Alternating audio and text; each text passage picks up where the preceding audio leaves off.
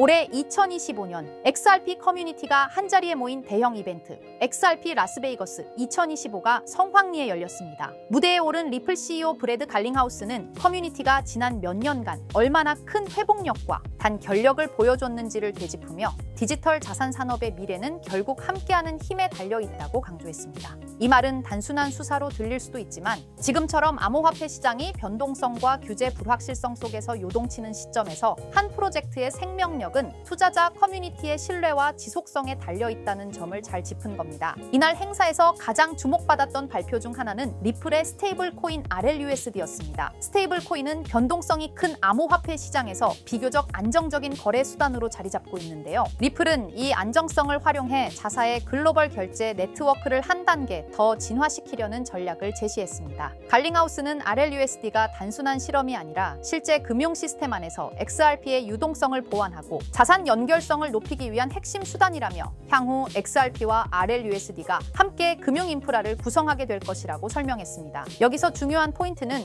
RLUSD가 리플의 결제 솔루션과 실질적으로 결합될 때 XRP 홀더들에게 추가적인 유동성 출구와 안정성 옵션을 동시에 제공할 수 있다는 점입니다. 또한 최근 암호화폐 ETF에 대한 기대감이 커지고 있는 가운데 XRP ETF 출시에 대한 언급도 있었습니다. 갈링하우스는 XRP가 규제 명확성을 확보한 만큼 기관 투자자들이 더욱 적극적으로 XRP에 접근할 수 있는 환경이 마련되고 있다고 설명했죠. ETF가 출시되면 개인 투자자는 물론 기관도 보다 투명하고 안전한 방식으로 XRP에 투자할 수 있게 됩니다. 그간 SEC와의 법적 갈등이 XRP의 그림자를 드리웠다면 이제는 오히려 이 갈등이 정리되면서 XRP가 제도권으로 본격 진입하는 계기가 될 수 있다는 전망이 나옵니다. 즉 이제는 XRP도 비트코인이나 이더리움처럼 인정받은 자산으로 성장할 준비를 마쳤다는 평가입니다. 리플은 전통 결제 시스템, 특히 스위프트와 같은 구시대적 네트워크에 대해 비판적인 입장을 다시 한번 분명히 했습니다. 오늘날에도 여전히 해외 송금은 3일, 5일씩 지연되고 그 과정에서 중간 수수료와 오류가 끊이지 않죠. 리플은 XRP와 RLUSD를 통해 실시간으로 결제되고 수수료는 낮고 경로는 투명한 새로운 결제 인프라를 구축하겠다고 선언했습니다. 단순한 주장에 그치는 것이 아니라 이미 90% 이상의 외환 시장에 접근 가능한 글로벌 결제 네트워크를 갖췄다는 점에서 이는 실현 가능한 그림으로 보입니다. 특히 금융기관, 정부, 핀테크 기업들이 점차 중앙 집중형 시스템의 한계를 체감하고 있는 지금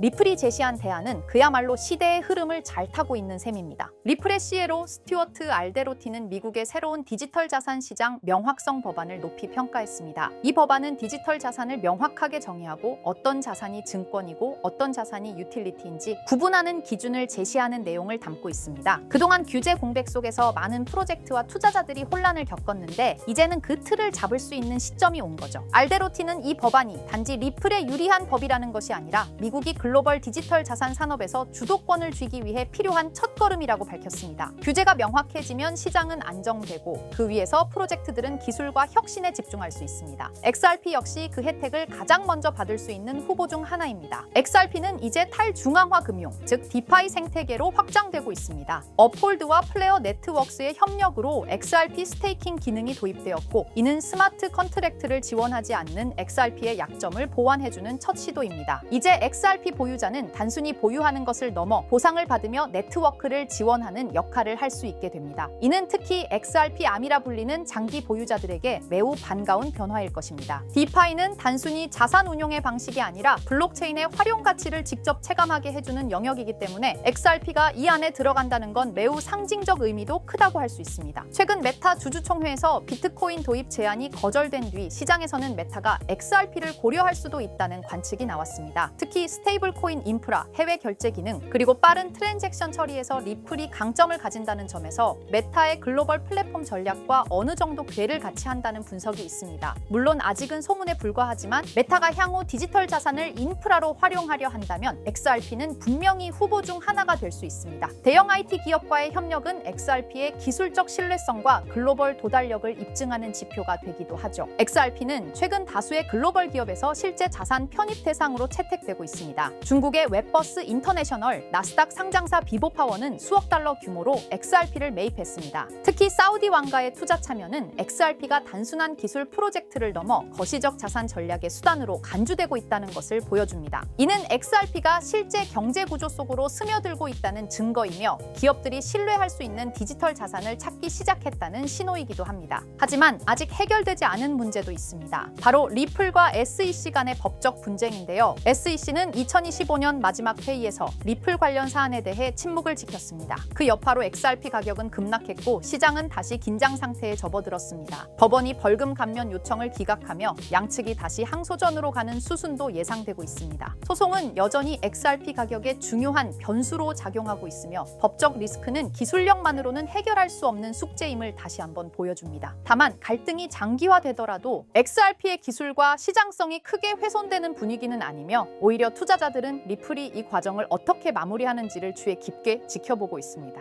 XRP는 결제에서 시작했지만 이제는 스테이블 코인, ETF, 디파이, 기업 자산, 글로벌 인프라까지 아우르는 멀티 플랫폼 자산으로 진화하고 있습니다. 규제, 기술, 제도, 기업 수요가 동시에 맞물릴 때 비로소 암호화폐는 진짜 금융 시스템의 일부가 될 수 있습니다. 그리고 지금 XRP는 그 시작점에 매우 가까이 와 있다고 해도 과언이 아닙니다. 앞으로 XRP가 얼마나 정교하게 확장해 나갈지 그리고 어떤 전략적 제휴로 진화를 이룰지는 우리 모두가 주목해야 할 포인트인데요. 자, 그렇다면 결국 리플이 궁극적으로 추구하고 있는 게 뭘까요? 바로 실물자산 토큰화, RWA입니다. RWA는 리얼월드 에셋의 약자로 현실 세계의 자산을 블록체인상에서 디지털화하는 걸 말합니다. 예를 들어 부동산, 국채, 회사채, 주식, 금 같은 자산을 블록체인에서 토큰의 형태로 거래할 수 있게 만드는 기술이에요. 이건 단순히 디지털화가 아니라 유동성과 접근성, 거래 속도를 혁신적으로 개선하는 방식입니다. 리플은 이런 변화가 향후 금융의 중심이 될 거라 보고 자사의 기술 기반인 XRP 레저를 통해 이 RWA 시장에서 핵심 인프라 역할을 하겠다는 전략을 세우고 있습니다. 실제로 리플의 개발 조직 리플엑스는 최근 RWA의 블록체인 전환이 가속화되고 있다며 XRP 레저가 기관용 플랫폼으로 자리 잡고 있다고 공식 채널을 통해 발표했습니다. 그리고 그 연장선상에서 리플은 스테이블 코인 RLUSD를 내놓았죠. 단순한 스테이블 코인이 아니라 RWA 시대를 위한 결제 인프라로서 설계된 것입니다. 그렇다면 이 RWA 시장은 앞으로 얼마나 커질까요? 많은 글로벌 금융기관과 컨설팅 회사들이 RWA 시장이 2030년까지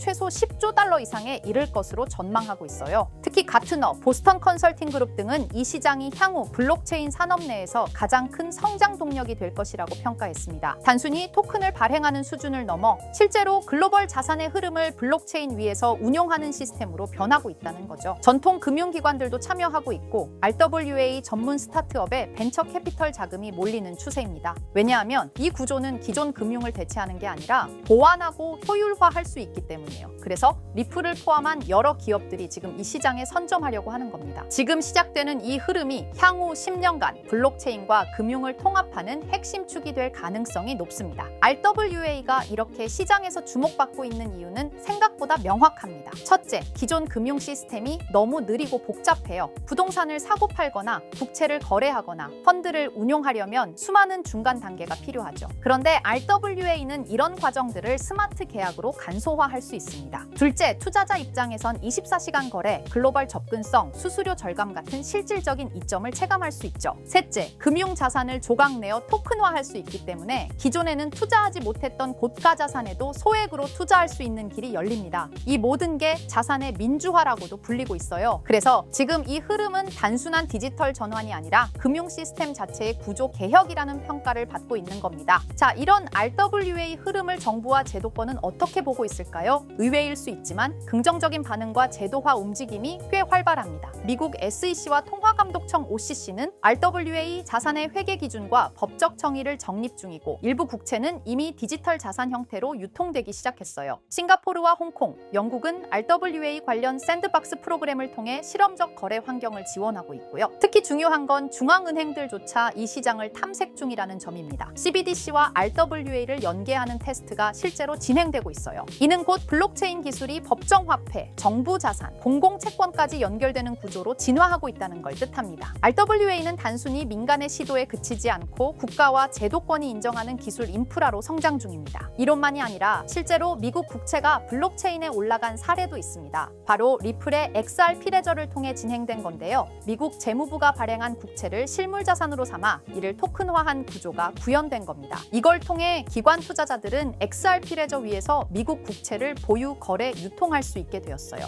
이건 굉장히 중요한 시사점을 줍니다. 왜냐하면 세계에서 가장 안정적인 자산으로 평가받는 미국 국채조차 블록체인 기반으로 옮겨졌다는 건 기술의 신뢰성과 법적 기반이 이미 어느 정도 충족되었다는 뜻이거든요. 리플은 XRP 레저를 통해 국채 같은 고신뢰 자산의 디지털 거래 인프라를 제공하면서 RWA 시장에서 자신들의 역할을 구체적으로 증명하고 있는 셈입니다. 그리고 드디어 등장한 이름 블랙록입니다. 다들 아시죠? 무려 11조 달러 이상을 운용하는 전 세계에서 가장 큰 자산 운용사. 그런 블랙록도 이제는 RWA 시장에 뛰어들었습니다. 블랙록의 CEO 레리 핑크는 이렇게 말했어요. 모든 금융자산은 토큰화될 것이다. 즉 부동산, 채권, 펀드, 주식 전부가 앞으로는 블록체인에서 거래된다는 의미죠. 그리고 블랙록은 이 시장이 향후 10년 안에 약 30조 달러 규모로 성장할 것이라고 전망했습니다. 단순히 말을 한 게 아니라 직접 자신들의 펀드를 블록체인 형태로 내놓기 시작했어요. 블랙록이 이렇게 움직인다는 건 RWA가 올드머니의 신뢰까지 얻었다는 의미입니다. 블랙록은 실체 있는 첫 RWA 펀드로 비드를 선보였습니다. 이 펀드는 미국 국채 같은 실물 자산을 기반으로 하면서 이더리움 블록체인 위에서 운영되도록 설계됐어요. 스마트 계약을 활용해서 매일 이자가 자동으로 분배되고 투자자는 자신의 자산 상태를 실시간으로 확인할 수 있습니다. 말 그대로 기존 전통 금융과 블록체인의 장점을 섞은 하이브리드형 펀드입니다. 비들은 특히 기관 투자자들 사이에서 디지털 자산 신뢰도를 올리는 사례로 꼽히고 있어요. 이 펀드를 통해 블랙록은 단순한 실험을 넘어 RWA의 실전 적용 가능성과 수익성을 동시에 입증하고 있는 셈입니다. 놀라운 건 비들의 현재 규모입니다. 출시된 지 1년 2개월밖에 안 됐는데 운용 자산이 벌써 10억 달러를 돌파했어요. 이는 단순히 블랙록의 브랜드 파워 때문만은 아닙니다. 투자자들이 RWA 구조에 실질적 신뢰를 보내고 있다는 증거이기도 하죠. 특히 일일 이자 지급, 실시간 조회 가능, 안정적인 국채 기반 등 전통 금융의 신뢰성과 블록체인의 유연함을 모두 갖춘 게 크게 작용했습니다. 앞으로 비들처럼 토큰화된 펀드가 더 많이 등장할 가능성이 크고 이로 인해 RWA 시장은 기관 자금 중심으로 급속히 팽창할 수 있습니다. 지금 우리는 단순한 테스트가 아니라 거대한 판이 바뀌는 현장을 보고 있는 겁니다. 하지만 이렇게 말씀드려도 이런 반응을 보이실 겁니다. 그래, RWA가 유망한 건 알겠어. 그런데 RWA 테마의 어떤 종목을 봐야 하는데 당연한 반응이에요. 이미 RWA 섹터 안에는 수많은 프로젝트와 토큰이 있고 기술력, 파트너십, 실제 운용 자산 규모 등 종목별로 차이가 꽤 크거든요. 단순히 이름만 들어봤다고 투자할 순 없고 실제로 RWA 생태계에서 실행력 있는 프로젝트를 보는 안목이 필요합니다. 그런데 이런 분석은 쉽지 않죠. 지금 이 순간에도 여러 프로젝트가 제휴 발표를 하거나 블록체인 기반으로 실물 자산을 올리고 있고 그 흐름을 실시간으로 파악하긴 어렵습니다. 그래서 제가 지금까지 영상을 시청해주고 계시는 구독자 여러분을 위해 준비한 게 있습니다. 바로 블랙록이 아직 공개하지 않은 포트폴리오, 그 안에 들어있는 RWA 섹터의 핵심 종목을 공유해 드리려 합니다. 이 종목들은 단순히 가능성이 아니라 실제로 블랙록 및 기관 투자자들의 자금 흐름과 맞물려 있는 프로젝트들입니다. 그런데 제가 이 정보를 어떻게 알게 되었냐고요? 사실 해외에서 활동 중인 펀드 매니저와 개인적인 친분이 있는데요. 그분이 업계에서 꽤 영향력 있는 사람인데 최근 블랙록이 주요 고객을 초대한 비공개 회의에 참석했다고 합니다. 블랙록은 아주 간혹 제한된 고객을 대상으로 향후 투자 전략이나 특정 섹터에 대한 포트폴리오를 비공식적으로 공유하는 자리를 마련합니다. 이번 회의도 그런 자리 중 하나였고 그 안에서 블랙록이 RWA 섹터 관련 포트폴리오 일부를 고객들에게 소개했다고 합니다. 덕분에 저도 이 내용을 간접적으로 들을 수 있었고요. 그 내용을 바탕으로 여러분께 아직 시장에 널리 알려지지 않은 핵심 RWA 종목을 소개해 드릴 수 있게 되었습니다. 자, 바로 이 종목인데요. 블랙록의 포트폴리오에 적혀있던 내용에 따르면 예상 수익률이 무려 1200% 이상이었고요. 이 종목은 유럽계 은행과 실물 자산을 연결하는 토큰화 인프라를 제공하는 프로젝트입니다. 구체적으로는 부동산, 국채, 에너지 크레딧을 블록체인 기반으로 전환하는 기술을 가지고 있어요. 특히 지난해 스위스 정부와 파일럿 테스트 계약을 맺었다는 점에서 기관 신뢰도가 굉장히 높았습니다. 그리고 현재는 미국 내 RWA 법률 규정에 맞춰 토큰 발행 플랫폼을 구축 중이에요. 무엇보다 블랙록이 중장기 포트폴리오의 핵심 비중으로 담았다는 점, 이게 핵심입니다. 제가 해당 종목을 영상에서 바로 공개해드리고 싶지만 이걸 영상에서 공개해버리면 유튜브 가이드라인에 있는 자본시장법을 위반하기 때문에 코인 정보를 부득이하게 가려놓은 점 양해 부탁드립니다. 그래서 종목을 공유받고 싶으신 분들은 지금 화면 상단에 보이는 제 개인 번호 010-2374-4693 이 번호로 정보라고 문자 남겨주세요. 정보라고 문자 남겨주셔야 제가 제 채널 시청자분이신 걸 확인하고 종목을 공유해드리니까요. 꼭 정보라고 문자 남겨주세요. 당연히 종목 드리면서 어떠한 금전 요구도 드리지 않습니다. 여러분은 정보료라 생각하시고 구독과 좋아요만 눌러주셔도 제게 큰 힘이 됩니다. 블랙록은 이 종목의 예상 수익률을 1200% 이상으로 바라봤었는데 그래도 혹시 모르니 큰 욕심은 내지 말고 일상생활에 지장 없을 정도의 소액으로만 담아보자고요. 1000%만 상승해도 100만 원으로 1000만 원을 만들 수 있는 수익이에요. 만족 못하실 수익은 아니잖아요. 저는 항상 여러분들이 안전하게 투자하셔서 높은 수익을 보셨으면 하는 바람입니다. 문자 주신 분들은 앞으로도 제가 유망한 종목이 있으면 바로바로 공유해 드릴 거니까 천천히 꾸준하게 같이 수익 챙겨보자고요. 자, 오늘 제가 준비한 영상은 여기까지입니다. 다음 영상에는 더 알찬 영상으로 찾아뵙겠습니다. 오늘도 시청해 주셔서 정말 감사합니다.